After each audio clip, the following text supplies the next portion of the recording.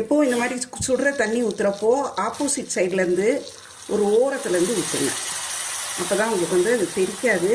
அதே சமயம் தீயும் நல்லா லோ ஃப்ளேமில் இருக்கட்டும்.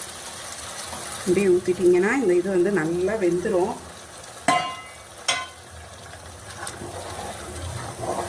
தீயை வந்து இப்போ கொஞ்சம் நல்லா மீடியம் ஃப்ளேமில் வச்சுக்கலாம். வச்சுக்கிட்டு இந்த வாட்டர் ஃபுல்லாக அந்த ரவை வந்து நல்லா அப்சார்ப் ஆகி ரவை நல்லா வெந்துடும். இப்போ பாருங்கள், அந்த ரவை நல்லா அந்த தண்ணி பூரா உள்ளே இழுத்துட்டு நல்லா அந்த ஓரத்துல எல்லாம் ஒட்டாமல் நல்லா சுருண்டு வந்துருச்சு, நல்லா வெந்துருச்சு. நம்ம ஏன் 3 பங்கு தண்ணி ஊற்றுறோன்னா, சில ரவை வந்து தண்ணி நிறைய இழுக்கும், சில ரவை வந்து தண்ணி ரொம்ப இழுக்காது. ஸோ அதுக்காகத்தான் நம்ம வந்து டவுட் இருக்கக்கூடாதுங்கிறக்காண்டி தான் அது ஊற்றுறோம். இப்போ வந்து கொஞ்சமாக ஒரு சிட்டிகை கேசரி பவுடர் சேர்க்குறேன். இதையும் சேர்த்து கிளறி விட்டுருவோம். கிளறிட்டு இனி அடுத்தது வந்து சுகர் சேர்க்கணும். அதுதான் இதில்